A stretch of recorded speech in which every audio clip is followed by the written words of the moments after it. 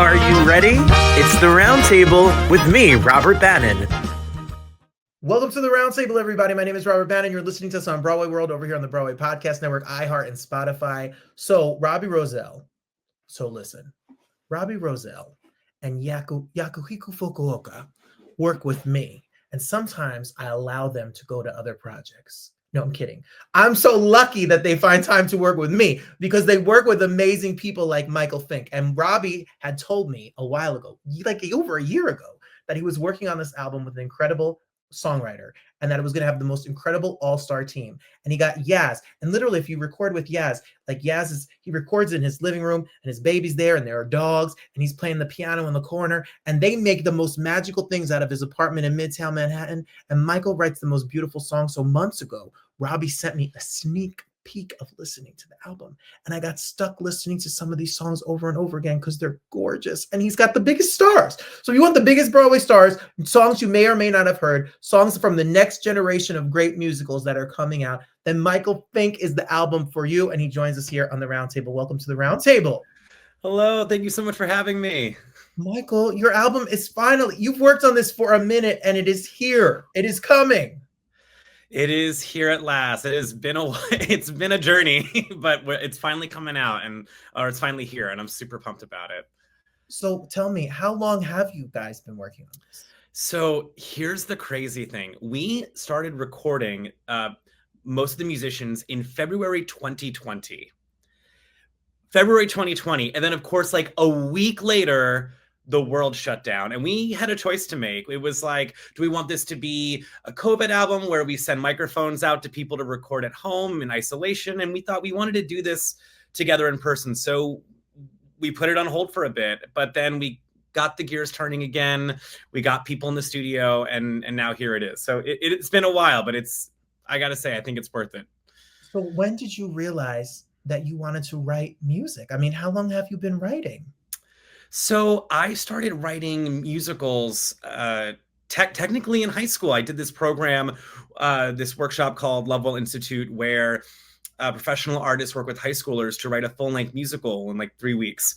And that sort of opened the doors to, hey, anyone can write a musical. And I went to NYU to be an actor, realized the audition lifestyle was not for this guy, and also realized I liked writing musicals more than I liked being in them. And so in college, I just started writing musicals and getting inspired by people who were asking a few friends to get in a room with the piano and, hey, let's learn this score or let's put it up somewhere. You know, you can make new musicals happen. And so that set me off to just go and just write musicals. So some of your musicals that are out, like you've had Reporting Live, Caroline and George, Surrounded by the Water, Powerline Road. How do you get inspiration? Where do you come up with these stories and these songs? A lot of the times it's stories that I've either never seen on stage myself in any capacity or just am shocked that people don't know about. So for example, Reporting Live is the story of Christine Chubbuck, who is a journalist who took her own life on live TV in the 70s. And I couldn't believe people didn't know about this story. And so I thought, what does that look like? What does that sound like? And how do we tell her story? And Powerline Road is very much rooted in my home state of South Florida and the terrible things that are happening to it right now.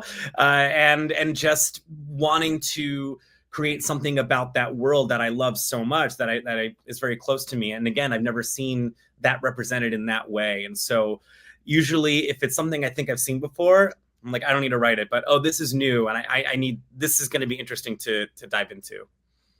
I love it, and your work. And if you hear these music, everybody, wait till you hear the melodies and the stories that you're going to hear. It makes you want to see the full musical. It makes you want to find it on a stage. I'm really excited. So was the idea to what are you calling this album? It's not a soundtrack. It's not an album of all of one particular musical. It's not you singing songs as a singer-songwriter. It is a bunch of really great, amazing singers, famous people, singing random songs from your catalog.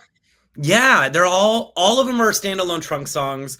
None of them are from musicals, except one. There is one song that Kyle Taylor Parker recorded it's from Reporting Live, actually. It's so good. Yeah, he's incredible.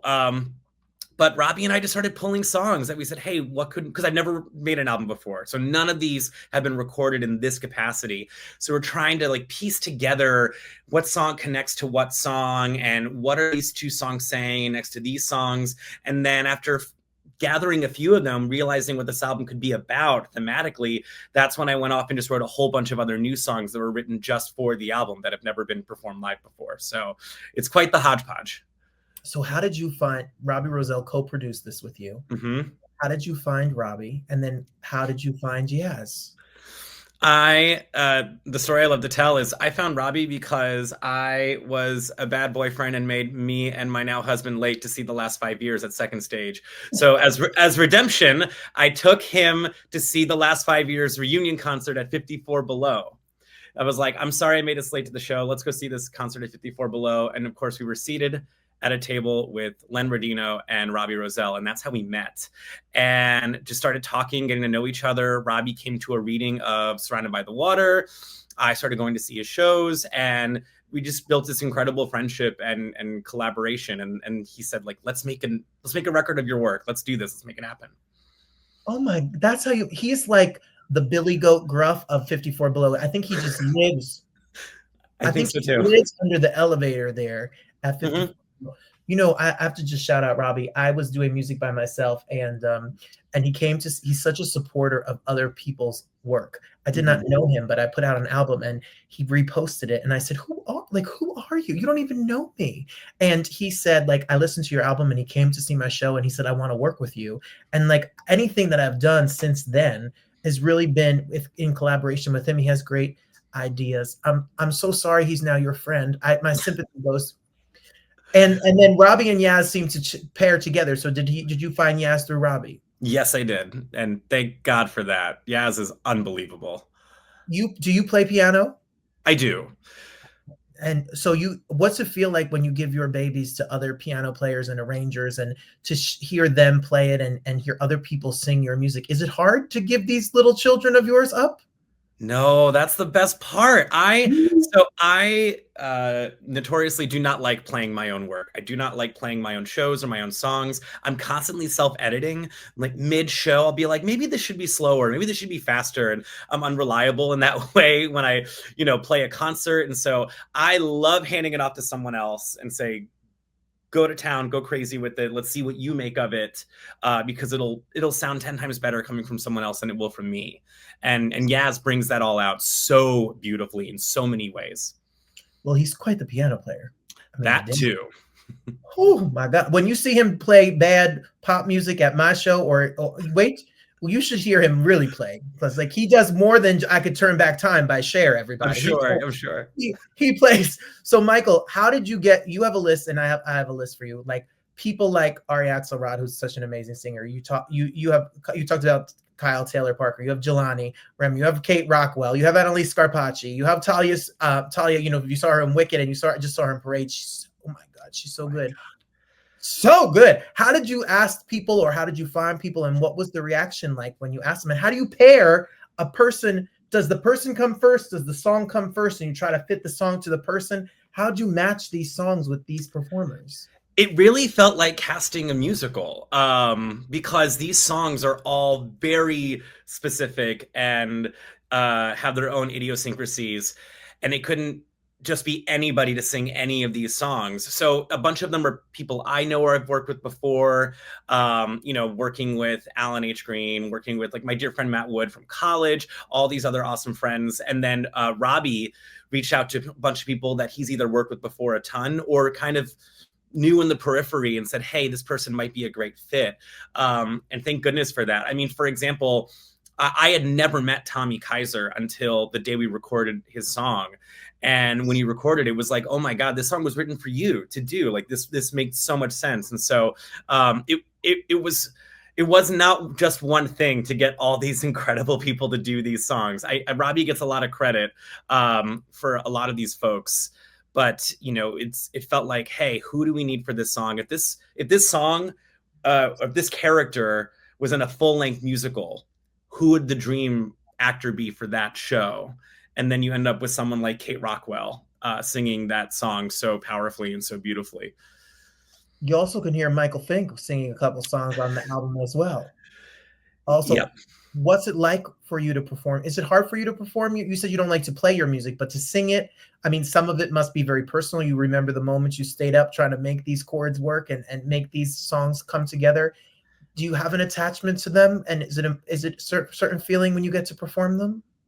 Yeah, I do have an attachment to them. I thought it would be a good idea if I put myself on the album, even though, like I said, I like it better when other people do it. But I figured if this is my name on it, that was the right choice. And so the songs that I sing, I wrote for this album for me to sing, and that was a little daunting to give myself that assignment, but I think it helped knowing what all the other songs were first and going, okay, I can insert myself in this moment, in this track, with this idea. And that made it a little less scary and a little less daunting, knowing that this is actually a song that's a part of a bigger story and a bigger experience.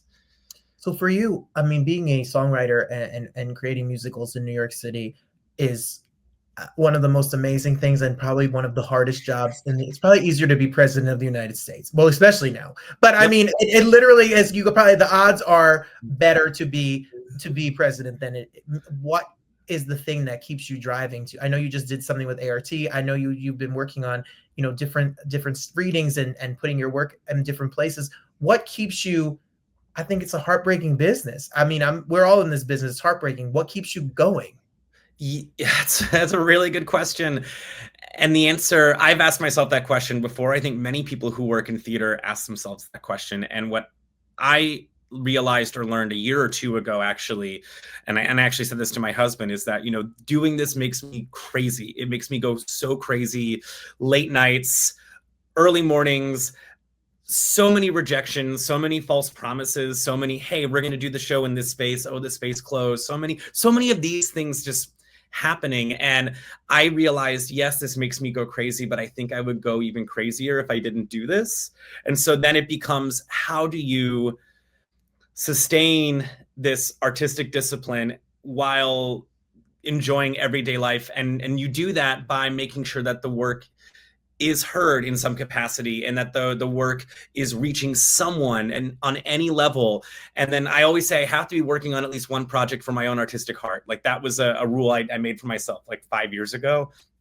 That has carried me through. So I've had a lot of wonderful things happen as a writer, and I've of course had setbacks. Every writer has, but I think there is a genuine feeling of, I don't want to imagine life not writing musicals and not doing this.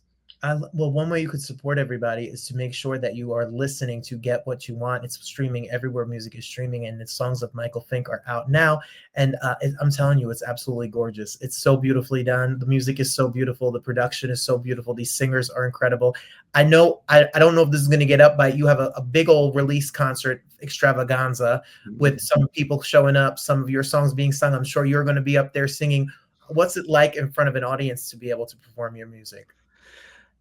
That's what we do it for. We do it to reach other people. Theater is about connection. Theater is about being in the same space as someone else and like holding their hand in some way and say, let's experience something together. And that's what made the album a little scary. Usually I'm writing for things to be seen, not just heard. And so that was a different approach. But this release concert is going to be a cool marriage of those two worlds. So for at least one night, we'll have that, and hopefully more in the future too. I'm really excited. When the next one you do, I'm not going to be in Detroit. I'm coming to New York. I'm coming to a show. I need to hear these songs live for sure. When you, not to get too personal, but you were talking a moment ago about your husband and your personal life. I just got married in May, and congrats. Thank you. And my husband dragged me out here to Detroit this year. Not really. I love it out here. It's been a good change of pace from New York grind. And what is there an inspiration? And do you see life differently being married and having a partner to hold you down? Is there a rock that's in your life that you may not have always had? He is unbelievably supportive. And I don't know how. I pity anyone who's married to someone who writes musicals. We've been together for almost 14 years now. Wow. So, and yet we only got married last year. But he has seen me just walk in a circle in the living room for hours trying to like finish a lyric. He has seen me like get those, emails that you don't want to get, but he's also been there for opening nights. He has been there for concerts. He has been there for readings. He has been there for all of it. And I owe him the world. And I think, you know, life post-marriage and pre-marriage are pretty much the same just because we've been together for so long. And so, yeah. I love that so much. I love that I love that so much. I feel the same way. And I feel the same way for other, like you talk about Len and Robbie and meeting them, like seeing couples that make it happen. You all are my couple goals. We're a little 1-year marriage and our few years together. I love to see people love on each other and be in this business and try to figure it out. Cause I don't know, the people married to us must be crazy because we're crazy. Yeah, we are. And God bless them, you know, for sticking it out. So what can we expect? We got the album release, we got this project, and we could expect more music. We could expect more readings. We could expect more productions. We could expect more like more Michael Finke is coming. Oh yeah. Oh yeah. It's very exciting. I'm very excited about it, but it's also a lot, but it'll be good. Okay, so we could follow you on Instagram. The link is below us. We could follow Michael, but the website, all the information that you could find about Michael's info is all going to be below. Shout out to Center Stage Records for putting this out and all the work that's been done. We love that they put out these records. We love them and we love to support their work and support their music. And then the best way to support you is we can stream the music. Yes. Yes. First of all, yes, Center Stage Records. Thank you, Robbie. Thank you, everyone there at the label. They are incredible. And yes, you can stream the album on all the places where you stream music. It's there and ready for your ears.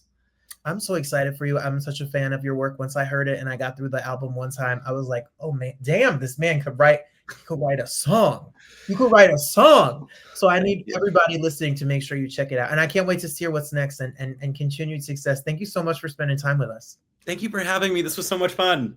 Anytime. Come on back. Will do. Thank you.